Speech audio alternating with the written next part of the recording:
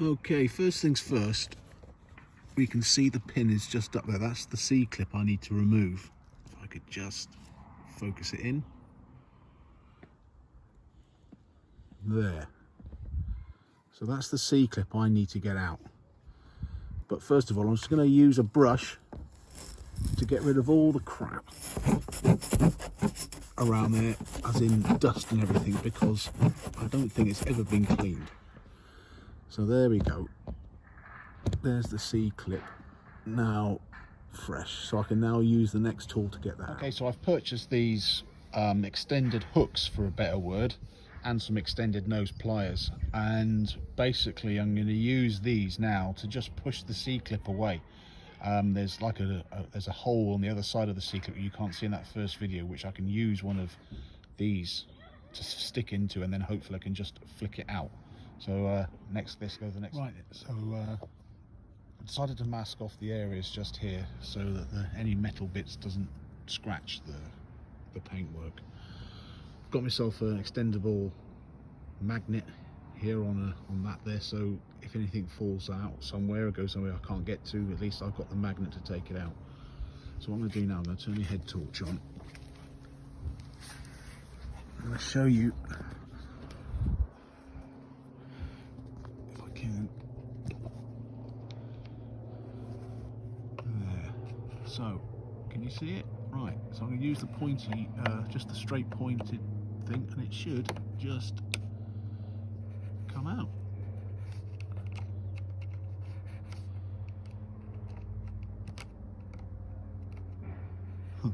He says.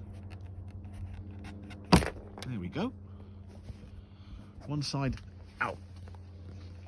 Okay, these came out really easy, and it came out with this.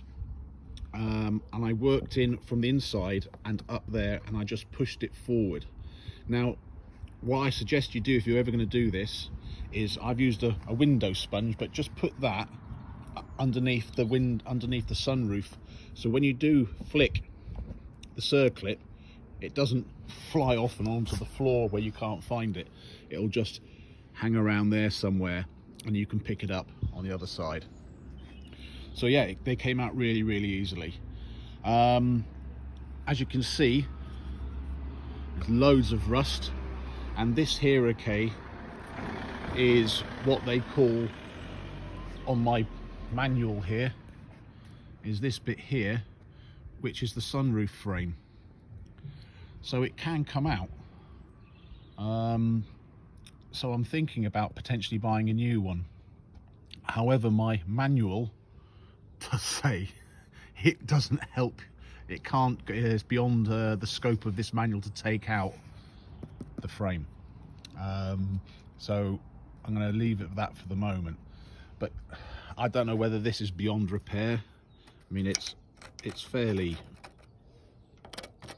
I don't know if it's like, I'm not much of an expert with this, but it looks like it's, and it says bits of it all the way along, and it's similar on the other side to here, so it's kind of mirror image. There's another bubble here which is the same on the other side as well. So yeah, what I'm going to do now is I'm just going to get my little Dremel with the brush, and I'm just going to try and bring down this to the bare metal to see how bad it is. Hopefully not damaging the gasket and this seal here, hence the reason I'm using a Dremel, because then you can get really close. I might even use some of the stuff to lift this up just to get it out of the way. So once I'm done, I'll get back to you. Okay, so I've decided to go all out, and I put masking tape around the edge of the as you can see here, and then I've laid duct tape on top, and I've put some old towels around there just to protect the paintwork, whilst then I start using the Dremel to take away the rust. I have done some already last night, and it's come out with, if you remember yesterday, that was pretty bad. But it's down to the bare metal, I think, but I need to give it a bit more now in the light of day just to make sure that I'm happy with it. So yeah, back Okay, I've decided to take the gasket off purely because I can then get to the other bits which I couldn't see, i.e. like that there. So let's crack on. Okay, right, most of the day, and I've managed to get rid of all the rust. I'm down to the bare metal again now, all the way around. Pretty damn happy with it.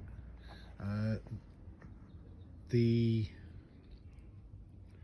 roof gasket goes along here, and I decided to take that out, and I'm so pleased I did, because just up here is where it joins at the front, and underneath the gasket there was a hell of a lot of rust.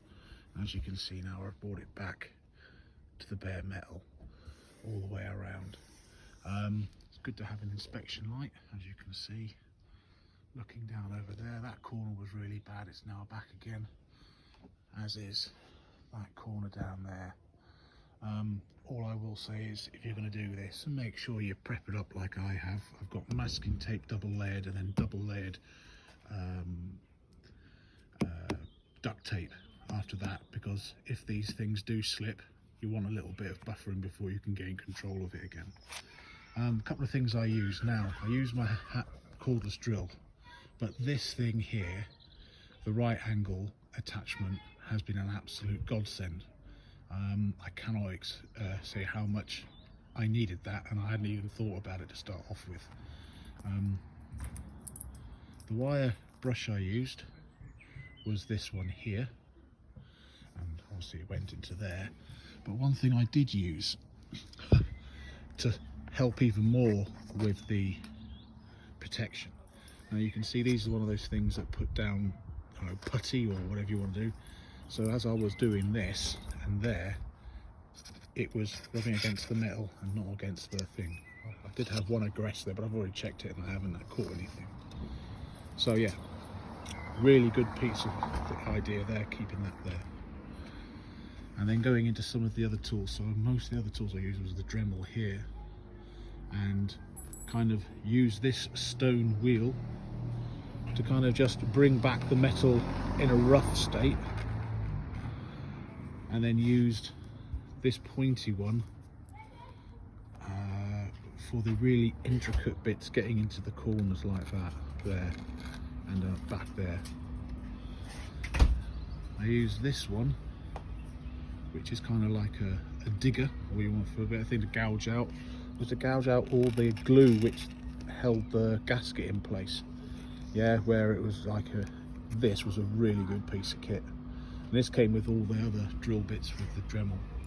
Another one which was a good idea was this one here, which is kind of like a diamond bit, and that was just to get into the real corners down here. You know, it was just the more delicate bits that just needed to be scraped over. And finally this one here I used, yeah, and that was just to go across like so, and kind of just shaving away. So it was a combination of all those 5 drill bits plus this bit here to get back to the bare metal.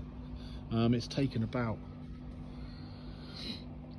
4 hours, I would say, but I'm now at a position now where I can paint it again. The only downside of it is that when I removed one of the circlips from here, as you can see there's another one there, I broke it, so I'm having to get BMW to see if they can supply me with another one of those circlips, because I certainly don't have one of them that small. So that's it for the moment. I'll get back to you. Okay, today is primer day, well, metal paint applying. So this is what I'm going to be using, with a kind of standard brush, and repainting all this part around here. I've already prepped it with masking tape.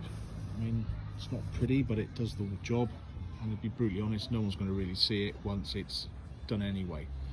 And that's done all the way around here.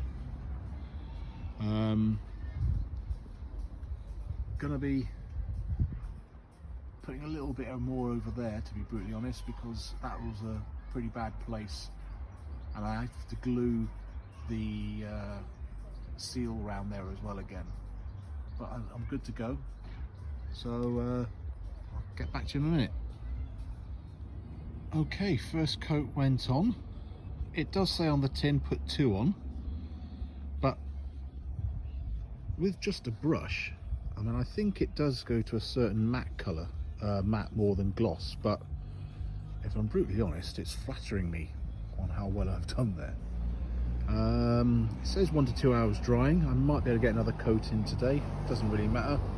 As you can see, I've missed a little bit just there, so yeah, another coat on later or tomorrow, and we should be this part done. Cool. Okay, I got ahead of myself and I started doing all this without even taking a video. So as you can see, I'm halfway round the gasket now. I'm going to go around the other side. I've laid a bead all the way in. It doesn't have to be perfect, because once it's settled you just wipe it off. This is just a sealant glue, for a better word, and then once it's in, it's in. So I'll get back to you in a minute. Okay, right, it's in. Now, as far as I'm concerned, that's not bad. I think you just need a little bit of over excess like you got here, where I've pushed it in and made sure it's got a good bond. This stuff is uber messy. Yeah, it's really, you get it to one place, it just goes everywhere. So wear gloves and don't go mad on this stuff, because it's like tar. And so what I'm going to do now is, I've got one of these kind of tools that you would use for doing the edges of your bathroom when you're putting sealant in. And I'm just now going to go round and use it just to take away the excess. I found out that if you dampen a old cloth, it comes off a lot easier. Right, I'll be back in a minute. Okay, it's cleaned up now, and I'm about to put on the sunroof, only just to keep the weight on it. I'm going to put some weight on the roof as well. But what I have done, just in case I have missed anything, I've just lightly put some masking tape on around where the seal gasket will fit. So if it does stick, it'll just pull away the masking tape and not stick to the sunroof and pull the gasket out again. Well, that's the idea anyway. So let's get it fitted. Okay, it ain't pretty, but I've got myself some dead weight on the sunroof now, protected it with this packing blanket, making sure that the edges are just on the sunroof and not on the frame. As you can see, went in nice and easy, considering I've got all the masking tape around it. I'm not going to leave the car outside because it looks bloody weird to start off with, but also as well, the weather's not looking great. I've managed to get this far, so I'll gently reverse the car back in again with all this on top of it. You're going to say, why didn't you do it once you get in? But you can't get along the on side because it's up against there. So yeah, right, let's get it on. So inside, and it looks like she's seated really nicely all the way around. Oh, out of focus. So I'm just going to leave this now, potentially overnight, so that the sealant adheres nice and properly, and we'll come back to this tomorrow. Okay, well, I've removed all the protection on it. all the blankets and tape, and I am rather smug. It looks brilliant, if I don't mind saying so myself. Yeah, well, sorry for not being very coherent, but for somebody who isn't really this way inclined of doing stuff, and it's the first time, this I am really pleased. Really pleased. So what I'm going to do now is I'm going to raise these back up again, which will then allow me to then put the sunroof back onto these mounts. I'll give them a quick greasing before I do, so that they are still running nice and free, and hopefully the next video will have it all fitted up and ready to go. Okay, right, I'm going to show you before I start anything, because I just need 3 hands and I can't hold the phone as well. So got the long nose pliers, but these ones are canted off at 45 degrees, so I get a good view of what I'm doing without them getting in the way. And then I'm also using this as well, so use this to guide it, and then I'm going to use pressure then to push it in with this spiky doodah, for a better word. And I've got a torch there illuminating it so I can do it. So I'll get back to you in a sec. Right, it's in. That was surprisingly easy. However, I do believe that getting the circlip in is going to be the real problem. Things that you need to have ensured that you've got around with you as well, just trying to turn off the head torch, is once this gets put on, let me just zoom out. Once this is on, if you drop anything, then you need to get extracted. So this is where the magnet, extendable magnet, comes into its place. So you can just fish it out again without trying to hunt around for it in there. This, I feel, is going to be my godsend when it comes to putting the circlip back in again. Right then, as you can see, it's on. I've checked with the other one just to make sure it is seated correctly, which it is. There you go. So, 1 down, 1 to go. Well, it's in, which is great. It took a bit of time because I'm right-handed and it kind of was needing a left-handed person, so what you will find it a bit difficult to do one more than the other, but this one did take was a lot quicker, maybe 5 minutes to get sorted. All right, it works, it moves up and down, which is great. Just want to show you some of the tools I used for this. So straight pliers, long nose pliers with that angle, and these ones as well, a flathead screwdriver, and this magnet, telescopic magnet, is an absolute must just to fish it out when they fall back behind the headliner. If you don't have one of those, all I will say is you'll end up buying about maybe 20 or 30 of those circlips. So it works. I've already put the sunroof up and down about 3 or 4 times, and I am proper chuffed with this. It's come in at about 50 quid all in, paint, blah, tools, and I would imagine that would have been a lot more expensive if I got someone to do it. Proper happy. Have a good day.